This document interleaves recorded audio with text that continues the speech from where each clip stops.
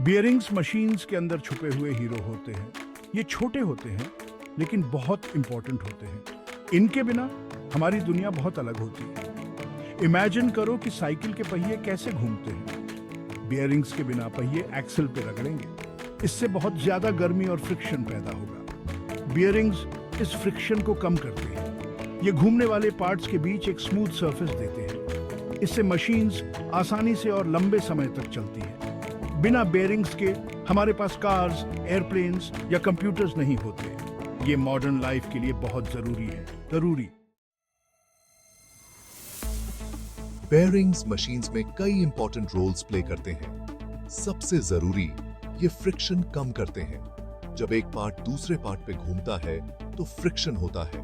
ये गर्मी और टूट फूट पैदा करता है।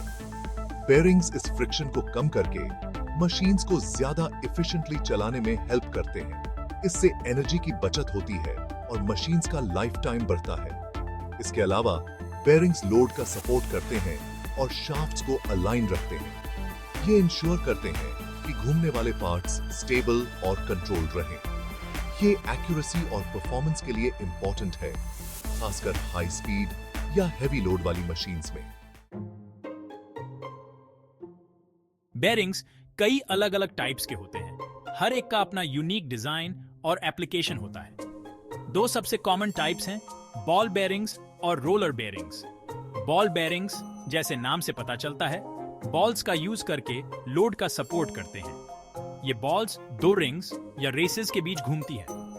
बॉल बेयरिंग्स फ्रिक्शन को कम करने और हाई स्पीड पे काम करने के लिए एक्सीलेंट है। दूसरी तरफ रोलर बेयरिंग्स सिलिंड्रिकल या टेपर्ड रोलर्स का यूज करते हैं। ये रोलर्स बॉल बेयरिंग्स के मुकाबले ज्यादा लोड सहन कर सकते हैं और कम स्पीड पे यूज के लिए बेहतर होते हैं।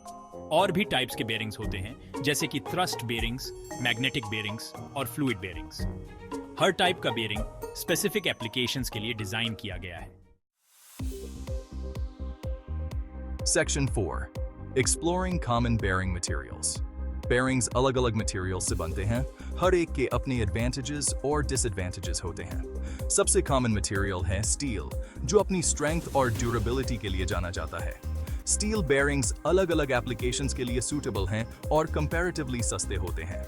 और भी कॉमन मटेरियल्स हैं सिरेमिक, प्लास्टिक और ब्रास। सिरेमिक बेयरिंग्स ज्यादा टेम्परेचर सहन कर सकते हैं और जंग के लिए रेजिस्टेंट होते हैं, जबकि प्लास्टिक बेयरिंग्स हल्के और रस्ट प्रूफ होते हैं। ब्रास बेयरिंग्स में अच्छी फ्रिक्शन प्रॉपर्टीज होती हैं और अक्सर लो स्पीड वाले एप्लीकेशंस में यूज किए जाते हैं। Section 5. How to choose the right bearing for your needs. सही बेयरिंग चुनना किसी भी मशीन के परफॉर्मेंस और लाइफ टाइम के लिए बहुत जरूरी है। ध्यान रखने वाले फैक्टर्स में लोड कैपेसिटी, स्पीड, टेम्परेचर और एनवायरमेंटल कंडीशंस शामिल हैं। उदाहरण के लिए हाई स्पीड वाले एप्लीकेशंस के लिए लो फ्रिक्शन वाले बेयरिंग्स जैसे बॉल बेयरिंग्स की जरूरत होती है। भारी लोड वाले एप्लीकेशंस के लिए ज्यादा मजबूत बेयरिंग्स जैसे रोलर बेयरिंग्स की जरूरत होती है।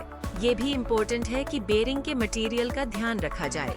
ज्यादा टेम्परेचर वाले एनवायरनमेंट के लिए स्पेशल मटेरियल से बने बेयरिंग्स की जरूरत होती है, जबकि कोरोसिव एनवायरनमेंट के लिए रस्ट रेजिस्टेंट मटेरियल्स की जरूरत होती है।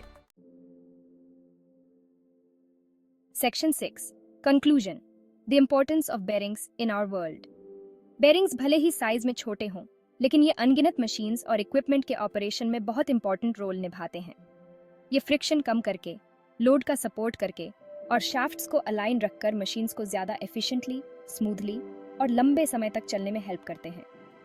साइकिल से लेकर एयरप्लेन्स तक बेयरिंग्स हमारे आसपास की दुनिया में बहुत इंपॉर्टेंट रोल निभाते हैं। अगली बार जब आप किसी मशीन को स्मूथली चलते हुए देखें तो उन छोटे लेकिन पावरफुल कंपोनेंट्स को याद रखना जिन्हें बेयरिंग्स कहते हैं।